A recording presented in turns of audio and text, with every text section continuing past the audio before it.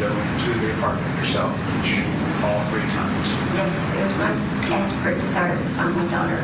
And however, whatever I had to do to find her, I needed to do.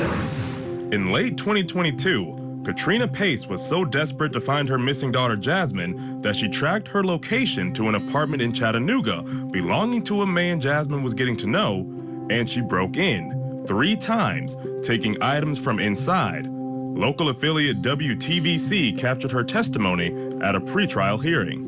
Was phones, tablets, so I could take them home to see if one would turn on. It was my daughter's.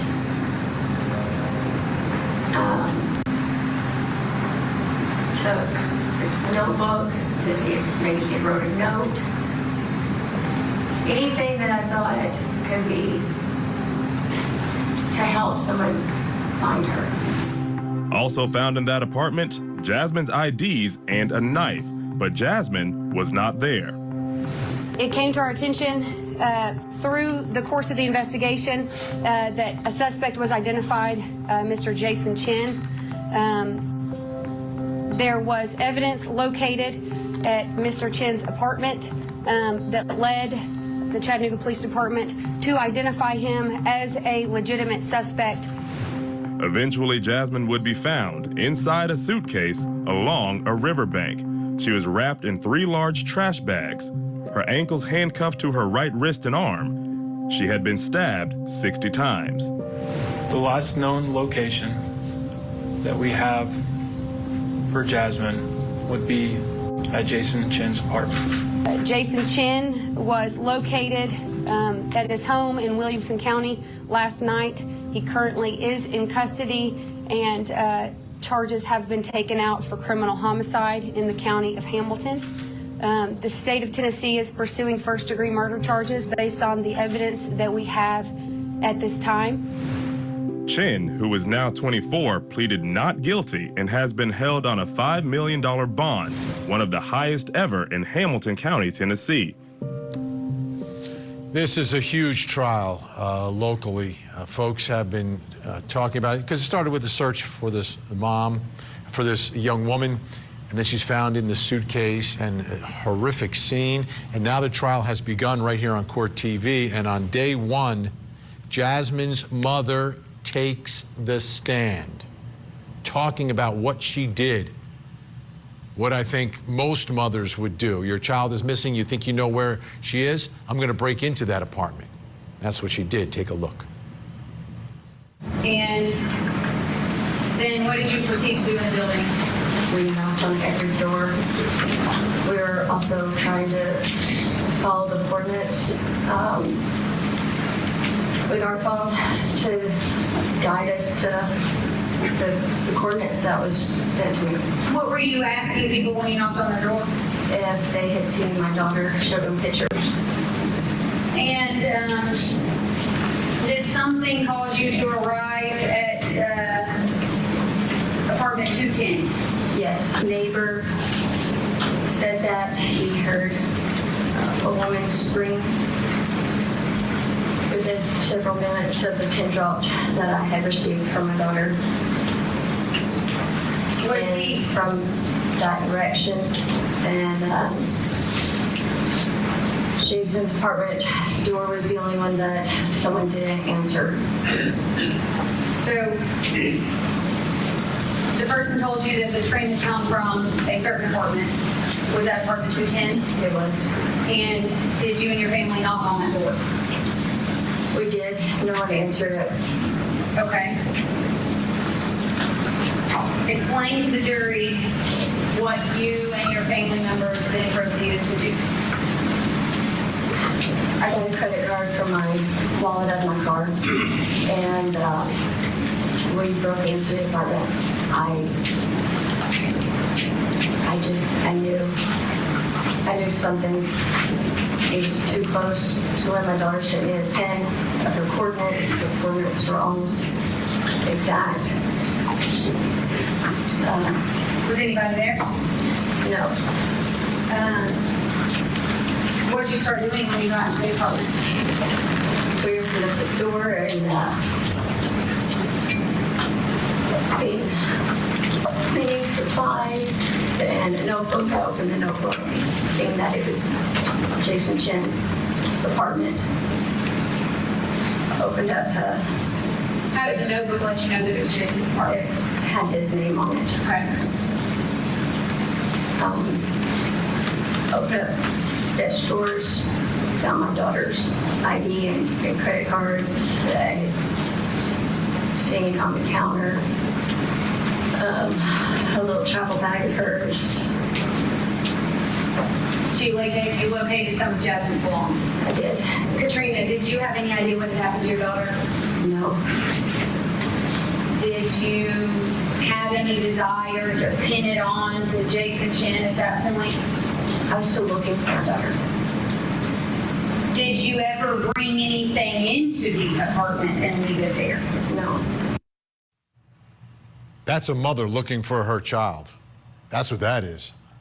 I will do anything and everything is what she's saying. That's what she did. And I think a lot of folks on that jury probably can relate to that. The question is, what impact will all of this have on the trial, on the evidence? Our think tank still with us, Al Wunsch, Darnell Crossland, and Jennifer Brandt. Darnell, what are your thoughts here? I don't know if I've seen this situation before. Well, my thoughts are this. I've always been asked, since I've been a lawyer, what is justice? How to define justice? I can never do it. I don't know how to do it. But when I watch this case, I realize now that justice is not something that's in the law books. It's a result. It's unjust for the police to break into your place without a warrant. It's just unjust for a person like this lady to break and enter the place.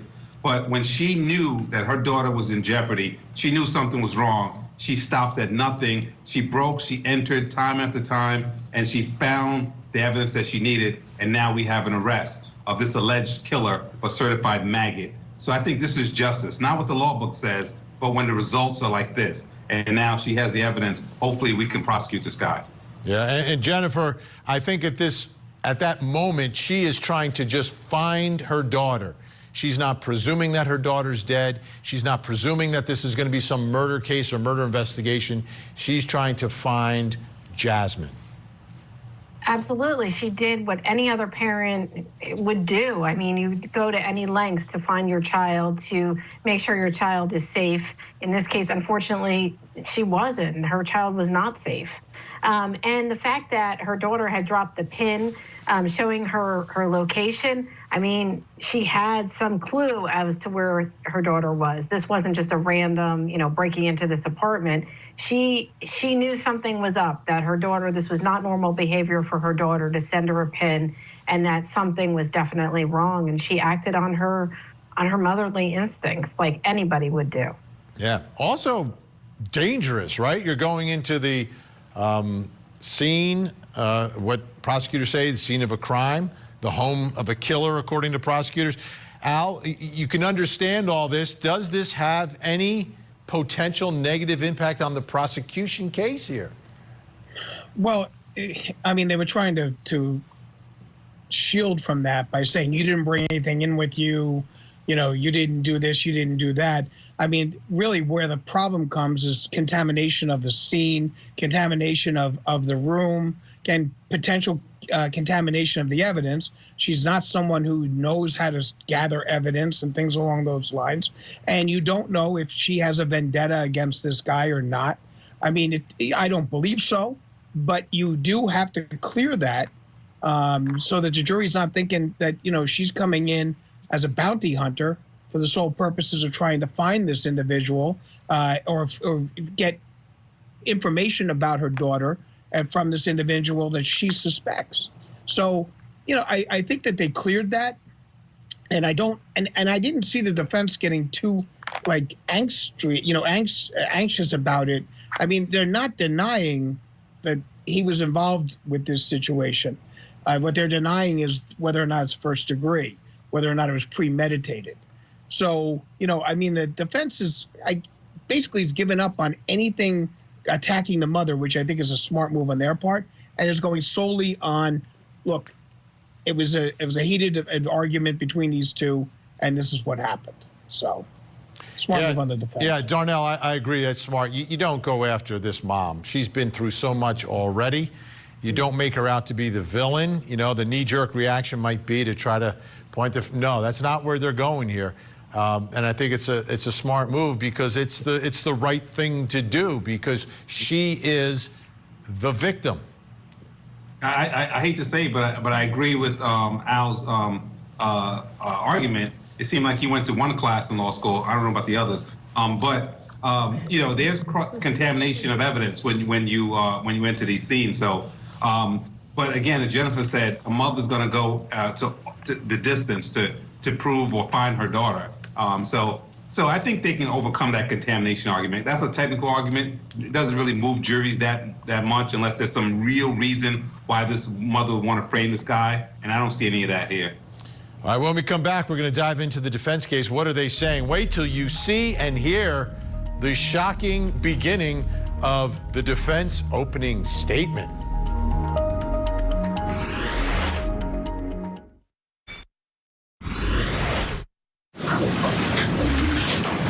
I told you when we were at Nashville that I would waste your precious time. And I have no intention to waste it during the course of this trial. In the early morning hours of November 23rd, 2022, Jason Chen killed Jasmine Pace. That's the defense. That wasn't the prosecutor. That was the beginning of the defense opening statement. Laying it out there. He did it. He killed her. But he's not guilty of premeditated murder. Let's listen to more as he explains how the defense says this actually happened. At a certain point, they finish off the bottle of wine, and Jasmine goes back into the kitchen to get another bottle. And there on the counter is Jason's cell phone. Ding, ding, ding, ding. That familiar Tinder ding that Jasmine and Jason knew so well because that's how they met. Jasmine looked at his phone and saw all these messages with other girls, with other people. And this was infuriating to her. She was already in grief, and it sent her in anger, into a rage, and they started yelling, fighting, verbally. Jason came into the kitchen, and you're going to hear from witnesses that can hear both of them arguing. You're going to hear from witnesses that heard this dispute, not the words, but can hear them yelling. Jasmine attacked Jason with an empty wine bottle. And in reaction, Jason kicked her, and she fell backwards, knocking over wine glasses. She picked up one of the wine glasses and ran towards Jason, and Jason retreated, and he gets back into his bedroom. And Jasmine's right there, coming at him with this broken glass. Jason sees the knife, and he reacts. And he stabs. He blacked out. Your heart is racing. You're in that fight or flight response. Your adrenaline is rushing. You're in a panic. You're in fear. You don't know what's going to happen next. And he panicked. He comes to, and he's laying over Jasmine's body. From there, Jason decides that he has to cover this up. He has to hide what he's done. He's scared for what his future entails, but more importantly, the shame that he's going to bring on his family, the shame that comes with everything that he's being accused of today. So he sets down this course of trying to hide it.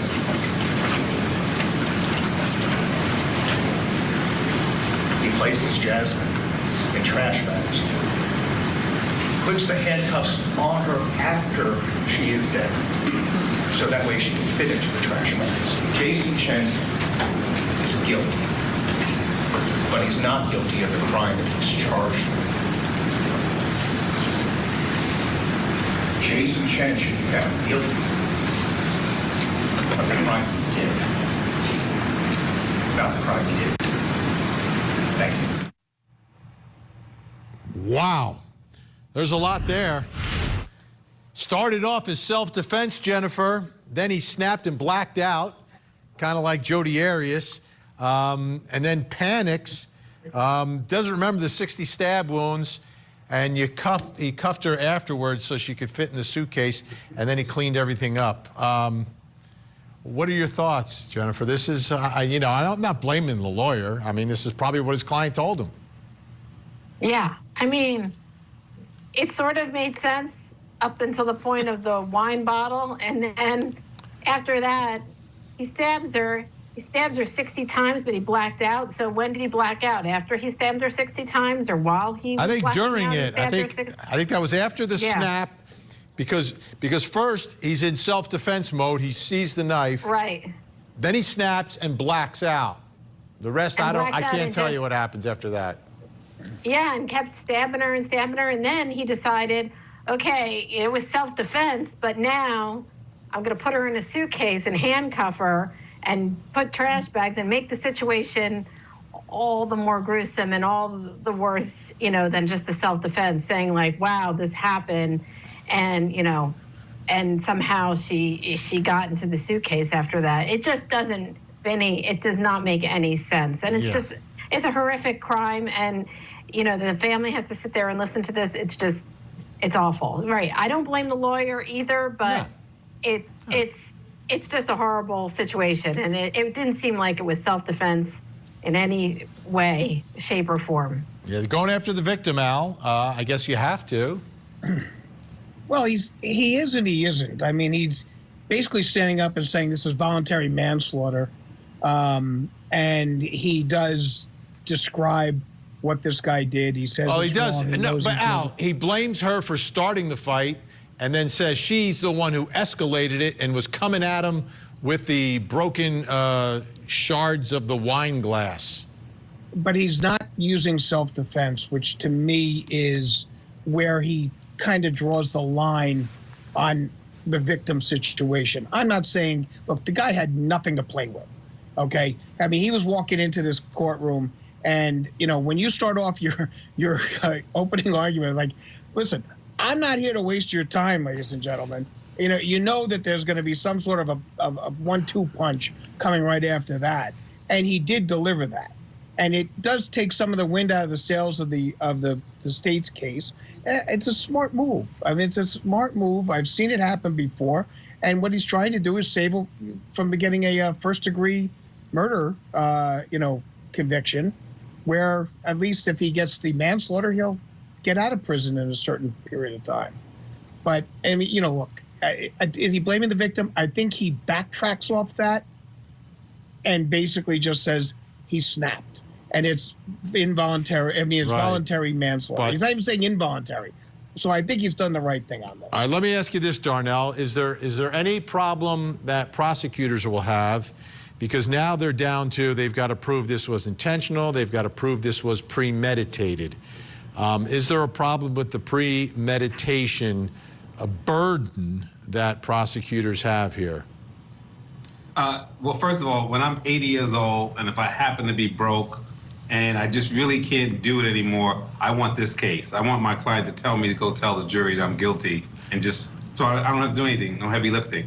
But in terms of the premeditation, the burden is a little easy on the prosecution, because Mr. Chen, is one thing to snap or be young and not make right decisions, but come on, like Miller versus Alabama talks about youth people not making smart decisions, driving and drinking, all that. But this guy handcuffs this woman. He does all this stuff after the fact. I think that they can borrow from that and go back to the front and say that he must have been saying before she gets there, if she catches me or if she ever questions me, I'm gonna kill her. Because he is so dastardly even after the fact. His so-called snap. When I say fact, I mean it's blacked out. It's too much. It's just too much for, I mean, like, you know, I would be scared to death looking at a dead body. Now, he's doing all of this?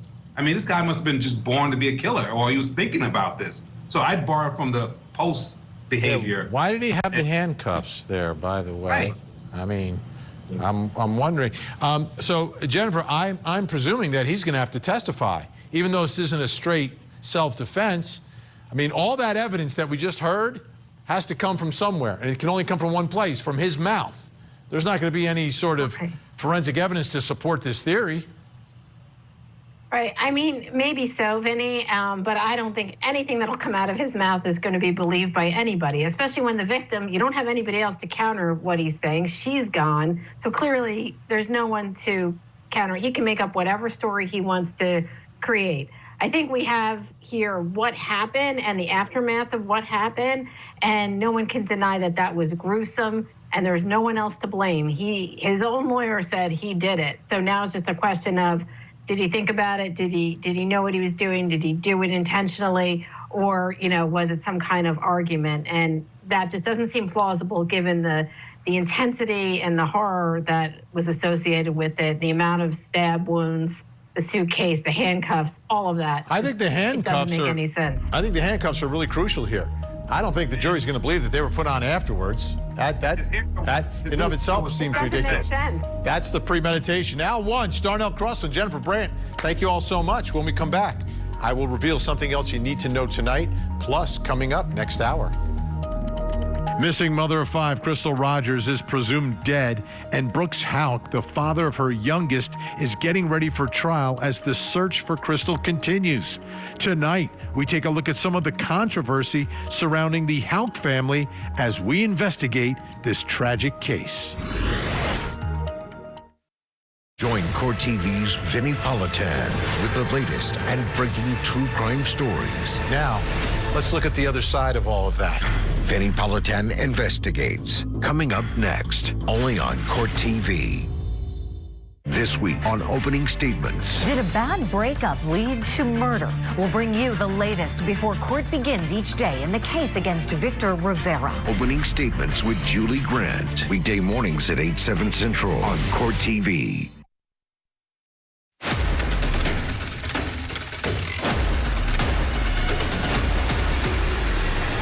Time to reveal something else you need to know tonight. Take a look at the big board.